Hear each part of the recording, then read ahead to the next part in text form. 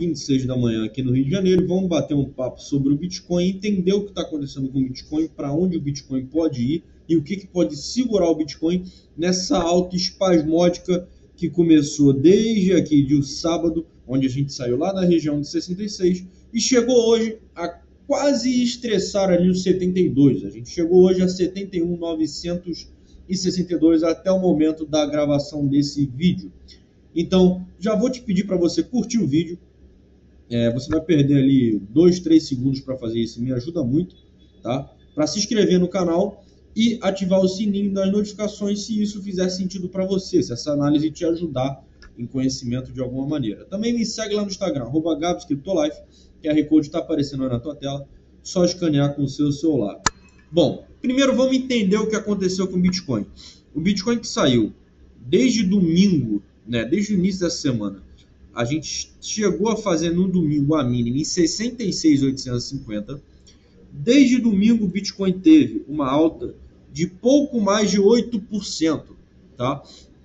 E aí chegamos a novamente essa região roxa aqui atrás, que perdura chegarmos ao topo histórico lá na região de 73.777, né? Essa região aqui de topo histórico. Toda essa região roxa, que na verdade a gente enfrentava diversos topos de liquidação, de pontos de venda, de alavancados, em toda essa região, entre 70 e o topo histórico. E a gente conseguiu enfrentar algumas. A gente saiu de 70, está na de 71, mas está conseguindo enfrentar a região de 71. Então essa região em vermelho aqui que eu tinha colocado, no gráfico era para o gráfico de 4 horas, tá? Estou plotando no diário, mas serve como embasamento. Essa região aqui em vermelho, que seria uma resistência chata no gráfico de 4 horas, a gente conseguiu romper, tá? A gente agora busca a resistência do diário, que seria toda essa região roxa aqui, começando lá na região de 71.700 até a região de 73.800, tá? Então isso aqui tudo é uma região de resistência chata. O que está travando o preço do Bitcoin nesse momento é a upper da banda de Bollinger, essa linhazinha vermelha aqui, que segurou o preço do Bitcoin no momento desse vídeo. Se a gente for olhar o nosso RSI, a gente vê que no diário ele começa a querer indicar uma sobrecompra, ele começa a querer passar aqui dos 70 e indicar uma sobrecompra. Mas quando a gente vai para 4 horas, a gente vê que o preço já está sobrecomprado. E o que significa o preço estar sobrecomprado? Que nesse momento o preço está num valor acima do que deveria estar, tá? Basicamente é isso. Eu estou tentando ser o mais didático possível de forma que vocês entendam. Então, geralmente, quando o preço ele fica sobrecomprado, ele quer voltar para dentro da normalidade. Então vamos olhar aqui o que aconteceu. Aqui no dia 16 de outubro, o preço indicou sobrecompra. Na verdade, ele indicou no dia 15. Tá? Lá no dia 15 aqui, o preço indicou sobrecompra na região de 67.920. O que aconteceu depois disso? Ele continuou em sobrecompra, chegou ali a bater 68.388 e depois ele retornou aqui para dentro, buscando ali 67.400, até que chegou a 66.631. Não tivemos uma queda grande, tá? Cerca de 1,8%, mas significou a volta do preço para cá. Então, se a gente nesse momento tiver em sobrecompra, tanto no 4 horas quanto quando entrarmos no diário, isso vai indicar que em algum momento o equilíbrio da balança vai ter que voltar e o preço vai ter que corrigir um pouquinho. Se corrigir cerca de 1,8% no momento daqui, a gente estaria indo lá para 70 mil dólares. Ainda estaríamos na região um pouco mais tranquila, tá? Acima disso daqui, que seria a nossa resistência mais chata ali em 70.500, 70.400. Então, necessariamente essa correção que pode acontecer no primeiro momento não é algo a se desesperar, é algo natural, tá? É algo natural para o preço voltar aqui para dentro e ter tração para continuar subindo. Eu falei muito sobre isso, porque movimentos assim, sem essa correção aqui, não me agradam. Então eu gosto disso aqui. O Bitcoin subiu, pegou um pullback, uma atração e está subindo de novo. Aqui provavelmente ele vai pegar uma atraçãozinha para subir de novo. E esse tem que ser um movimento natural do preço, para depois que ele enfrentar uma região de liquidação chata, ele não despenque. E qual é a liquidação chata que a gente tem nesse momento? A liquidação chata que a gente tem nesse momento, eu vou trazer para vocês, eu estou aqui com um mapa de calor, tá? De alavancagem e liquidação. Se a gente for olhar essa linha vermelha aqui mais forte, a gente está aí falando de cerca de mais de 50 milhões de dólares em posições alavancadas, que seria basicamente essa região de 72 mil dólares.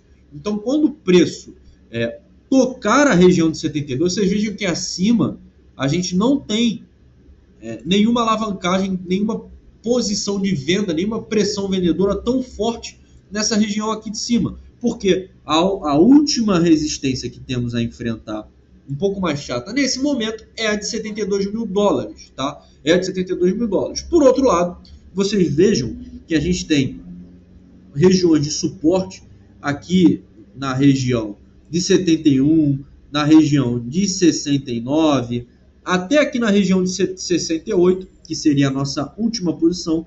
Seria então, o que isso quer dizer? Que o mercado tem 68 como fundo, tá? O mercado espera que, se tiver um fundo, ele pare em 68, que o preço nesse momento não caia mais de 68, e eles tendem a segurar o preço em 72 nesse primeiro momento. Então, a gente olhar esse mapa de calor é bem interessante nesse momento para entender o porquê que o preço pode se travar aqui, o porquê que a banda de Bollinger está travando o preço aqui, porquê que essa região é interessante. Se a gente for olhar no 4 horas, onde já estamos alavancados, e colocar o canal de Keltner e a banda de Bollinger, vocês vejam que o preço ele já chegou a romper a upper do canal de Keltner. A gente chegou a ter 1,5% a mais no 4 horas do que o topo do canal de Keltner, e chegou a tentar romper também a upper da banda de Bollinger, que no momento o preço está tentando ser como resistência. A upper da banda de Bollinger está tendo como resistência. Tá? Então esses são os dois principais indicadores que a gente vai ter nesse momento. A gente se distanciou da VWAP, a gente se distanciou da média de 200 períodos, tá? E agora, nesse momento, os dois principais indicadores que eu quero olhar como resistências são as uppers, tanto do canal de Keltner quanto da banda de Bollinger, como resistência, e a mediana delas como suporte. É algo legal para vocês se basearem nesses dois tempos gráficos, 4 horas e no diário. Tá? Outra coisa que eu gosto de olhar é colocar a média de 50 períodos junto com o RSI. Se o preço continuar se distanciando da média e o RSI continuar subindo, isso quer dizer realmente que a gente continua na tendência de alta. Então é interessante o preço continuar se distanciando dessa linha laranja e o RSI, por mais que ele volte aqui para cima, ele continue estressando posições mais altas. Tá? Então o que eu esperaria para o preço no dia de hoje? Eu esperaria enfrentar uma forte resistência nessa região aqui de 72 mil dólares, tá? De 72 mil dólares que a gente está enfrentando aqui, e teria como meta, não como meta em si, mas como um possível fundo para o dia de hoje, vir buscar as medianas, que seriam ali fazendo congruência na região de 67 mil dólares, 67,100, 67,300. Então, vir encontrar a mediana no dia de hoje não seria nenhum desastre, até porque a gente está com sobrevenda. Se a gente olhar o 4 horas para tentar entender isso aí, a gente vê que essa sobrevenda é muito maior e que seria também normal e natural buscarmos até a mediana no gráfico de 4 horas aqui em 69 mil dólares. Então, o preço recuar para primeiro 69 e depois poder buscar até os 68, 67 entre hoje e amanhã, não seria nada desesperador. Tá? Seria basicamente um impulso, uma atração para o preço continuar fazendo isso. Porque percebam bem, topo, correção, fundo. O fundo não está menor que o último fundo. Vamos ter o topo. Vamos supor que o topo seja aqui. Então, se a gente vier buscar as medianas, o fundo não seria menor que esse fundo aqui. Então, continuaríamos na nossa tendência de alta, tá? Isso, de fato, é o início da nossa terceira onda, nossa onda de bandeira, tá? A nossa onda de Elliott aqui, se viermos colocar aqui as ondas de Elliott, a gente vê que esse grande padrão mastro aqui seria uma onda 1, aqui seria uma onda 2 de correção, e aqui, de fato, iniciamos a nossa onda 3, que provavelmente vai terminar próximo a 100 mil dólares. Depois disso, a gente vai ter um pullback para uma onda 4, que a gente pode retornar ali para os 80 mil, até quem sabe os 75, 73, e depois a gente vai finalizar o topo do nosso bull run. Mas, de fato, ao meu ponto de vista, o nosso bull run começou. Por que meu ponto de vista, o bull run começou? Se a gente pegar esse gráfico aqui, bem interessante, a gente vê que a gente saiu nesse momento da fase de compra, de acumulação, tá? A gente está indo para essa fase de acumulação que antecede a euforia. Então a gente vai iniciar a fase de euforia para depois a gente ter o topo do nosso bull run, como foram nos outros halves. A gente vê aqui o halving 1, a gente teve esse mesmo movimento, veio buscar aqui o topo. Halving 2, mesmo movimento, veio buscar o topo. Depois a gente vem para o inverno cripto.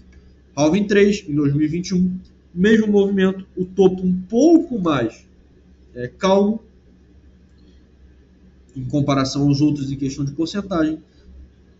Correção inverno cripto. E agora a gente está vivendo esse momento, que é basicamente o quê? Esse iniciozinho aqui da nossa pernada buscando a alta. Então vocês precisam ficar atentos em tudo isso, tá? Olhando a nossa valorização em outubro, de fato o October começou. A gente está tendo nesse momento 12% de alta, tá? A gente já tem aí dia 30 e 31 para finalizar o nosso outubro, tá? Mas o nosso 12% de alta é bem interessante, tá? A gente pode ser que não tenha a média de 22, 23% que geralmente ele entregue, mas em compensação a gente teve um setembro melhor do que o esperado, onde a média era menos 3% e fizemos 7 positivos, tá? Então, October começou, de fato vai terminar com a nossa alta. Depois disso a gente tem novembro, que entrega 46% historicamente falando, de alta. Então a gente pode esperar a continuação da alta para novembro, tá? Para tentar bater esses 100 mil dólares ainda esse ano. Acredito em 100 mil dólares ainda esse ano, acho bem provável disso acontecer ainda esse ano. Se não, no máximo em fevereiro a gente bate os 100 mil dólares, tá? Aconteceu 100 mil dólares esse ano, por exemplo, em novembro, seria legal para em dezembro, ou a gente ter uma alta um pouco mais leve para início do ano que vem, a gente ter um pullback para pegar tração e buscar umas altas mais históricas ainda. Enquanto isso, o nosso Fear and Greed segue na ganância, buscando a ganância extrema, tá? E dando um giro rápido de notícias pelo mundo, o Hezbollah nomeou Naim Qassem como novo líder do Hezbollah. Basicamente, ele era o vice-líder do Hezbollah. Israel tem aniquilado completamente as cabeças do povo, tanto do Hamas quanto do Hezbollah. Tanto que quando a nomeação foi feita, né, após Israel eliminar o antigo líder do Hezbollah, o próprio... não sei pronunciar o nome dele, mas ele disse que a nomeação é temporária, mas não por muito tempo, que Israel vai de fato aniquilar essa nova cabeça do Hezbollah, tá? Então, a guerra em Israel segue a todo vapor, não tem previsão para acabar, então assim, essa guerra não vai ser o que vai segurar o preço do Bitcoin.